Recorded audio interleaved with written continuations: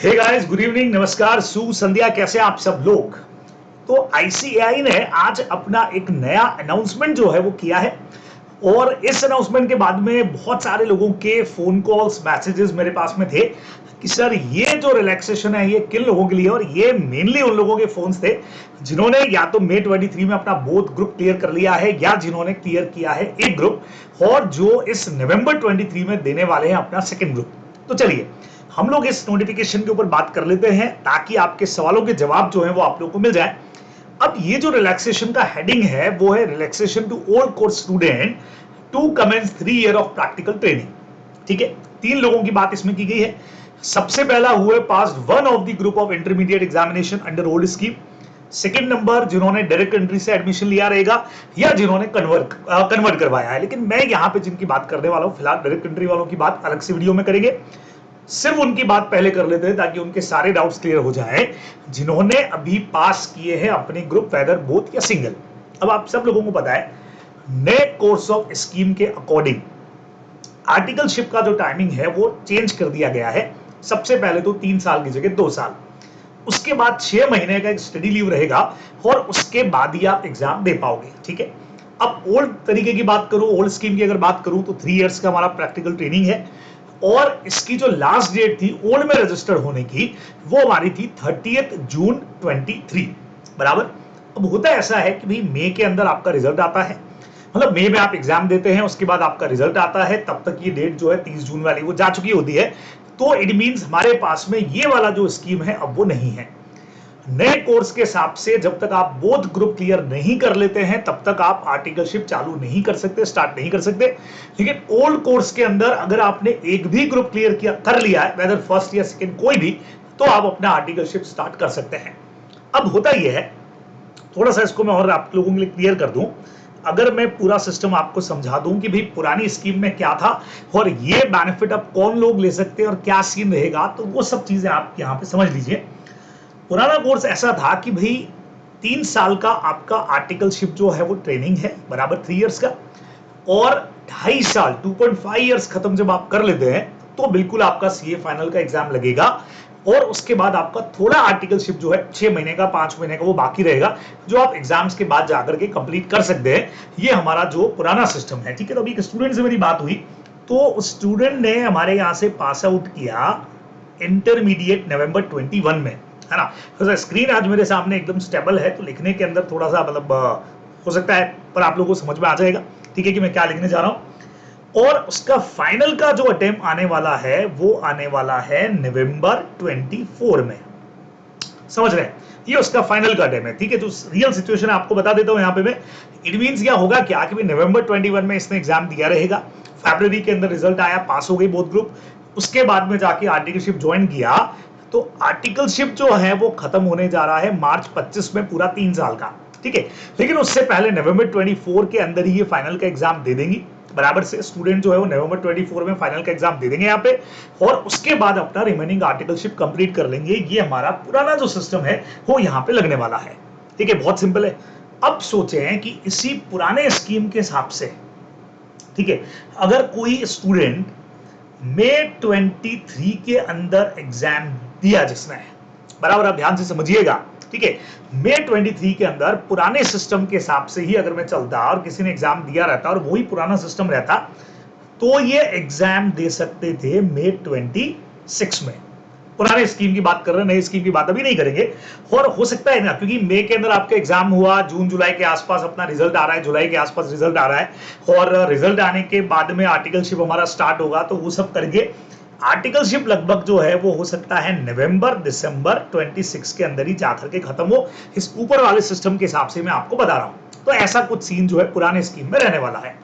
अब समझिएगा, जिन लोगों ने इसमें अटेम्प्ट में अपने बोथ ग्रुप क्लियर कर लिए, अगर बोथ ग्रुप आपने क्लियर कर लिए अपने बराबर, तो सीन क्या रहेगा, आप न्यू स्कीम में आएंगे जो लग चुकी है। तो न्यू स्कीम में सीन ये है कि मई 23 के अंदर ही जाकर के आपने अपना बोथ ग्रुप जो है वो यहां पे क्लियर कर लिया। ठीक है, अब आपका 2 साल का तो ट्रेनिंग रहेगा प्लस 6 महीने का आपका कंपल्सरी स्टडी लीव है। मतलब रूल के हिसाब से कहा गया है कि जो आपके एग्जाम का मंथ होगा, जो मंथ स्टार्ट होगा, ठीक है, उसके 6 महीना पहले आपका जो कंपल्सरी ट्रेनिंग जो है वो पूरा हो जाना चाहिए, ठीक है। तो मई 23 से अगर मैं एग्जैक्ट 2 साल बात करूं, मई 23 में तो आपने एग्जाम दिया है, ठीक है, वही आपका रिजल्ट जो है वो जुलाई के आसपास आ गया। उसके बाद आपने आर्टिकलशिप को स्टार्ट किया, 2 साल आपने आर्टिकलशिप किया, मतलब आपका जुलाई 25 के आसपास जाकर के आर्टिकलशिप खत्म होता है। वहां से 6 महीने ऐड कर दे तो नवंबर 25 में तो आप एग्जाम नहीं दे पाएंगे, यानी आपका एग्जाम मई 26 में ही जाने वाला है। तो अब समझें, अब पहला सवाल मुझसे ये पूछा गया था कि सर अगर मई 23 में हमने अपना बोथ ग्रुप पास कर लिया है, अभी इसी अटेम्प्ट में बोथ ग्रुप कर लिया था, तो हम पुरानी स्कीम में जाएं कि नई स्कीम में जाएं? सर बता दीजिए। बच्चों आप खुद ही देख लीजिए, अगर पुरानी में जाते हैं तब भी आपका अटेम्प्ट मई 26 आने वाला है, नए में जाते हैं तो भी आपका अटेम्प्ट मई 26 ही आने वाला है। बस ये होगा कि पुरानी में अगर गए तो फिर हमारा कुछ आर्टिकलशिप जो है वो बाकी रह जाएगा, जो एग्जाम के बाद कंप्लीट करना पड़ेगा। और यहां बेनिफिट ये रहेगा आपको कि आपका आर्टिकलशिप पहले ही खत्म हो जाएगा, आपका 6 महीने का स्टडी लीव भी आपको मिल जाएगा और मई 26 में आप एग्जाम दे पाएंगे। ये एक बड़ा बेनिफिट उन लोगों के लिए जिन्होंने बोथ ग्रुप पास कर लिया है। तो अब आप खुद ही डिसाइड कर ले कि आपके लिए इन दोनों में से क्या बेटर है। नया स्कीम जो है वो ज्यादा आपको बेटर नजर आता है इसके अंदर, ये आप ध्यान रख सकते हैं। अब सवाल आया, ये फिर बेनिफिशियल किन के लिए? मेनली उन लोगों के लिए जिनका मई 23 के अंदर फर्स्ट ग्रुप जो है वो क्लियर हो चुका है या सेकंड ग्रुप, कोई भी एक ग्रुप क्लियर हुआ। अभी के रूल के हिसाब से सिस्टम क्या है, जो नया आ गया उसके हिसाब से ये है कि जब तक आप बोथ ग्रुप पास नहीं कर सकते, तब नहीं कर रहे थे, तब तक आप आर्टिकलशिप के अंदर नहीं जा सकते। तो अब हमने सोचा कि सर ये तो गड़बड़ हो गया, मींस हमने एक ग्रुप तो पास कर लिया, अब हम नवंबर के अंदर दूसरा ग्रुप देंगे, वो पास होगा, उसके बाद हमारा आर्टिकलशिप लगेगा। इट मींस हमारा एक अटेम्प्ट जो है वो आगे श्योरली जाने ही वाला, ये तो श्योर है, एक अटेम्प्ट आगे जाएगा। लेकिन इसी के अंदर आईसीए ने आपको रिलैक्सेशन दे दिया, पुराना वाला सिस्टम कर दिया कि आप एक ग्रुप भी पास है तो अभी भले आपका सेकंड ग्रुप नहीं भी हुआ है, आप अपना रजिस्ट्रेशन 30 सितंबर तक ओल्ड स्कीम में करवा लीजिए।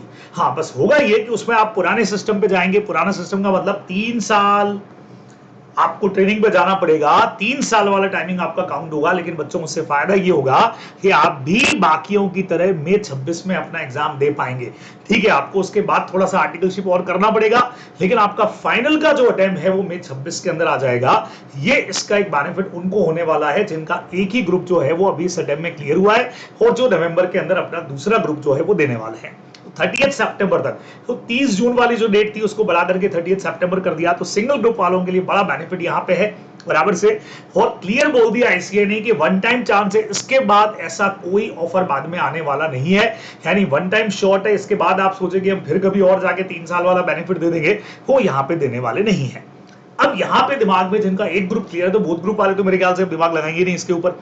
अब सिंगल ग्रुप वाले दिमाग लगा रहे हैं कि सर आर्टिकलशिप भी चालू कर दें, या सर अब टाइम कम बचा है हमारे पास, अगस्त तो ज्यादा दिख रहा है, तो अब सितंबर अक्टूबर है, तो क्यों ना सेकंड ग्रुप का तैयारी कर लें, वो पास कर लें, उसके बाद जैन में जाकर के हम लोग आर्टिकलशिप चालू करेंगे। तो ये अब आपकी चॉइस है, आप श्योर हैं कि आप जबरदस्त तैयारी करेंगे, नवंबर के अंदर आप क्लियर कर लेंगे, तो बिल्कुल आपका सेकंड ग्रुप फर्स्ट ग्रुप जो भी बचा हुआ है उसको क्लियर करके उसके बाद आर्टिकलशिप चालू करें। एक अटेम्प्ट आपका श्योर आगे जाएगा ही, लेकिन आपका इंटर जो है वो कम से कम बहुत बढ़िया तरीके से निकल जाएगा, इंटर की टेंशन खत्म, ठीक है।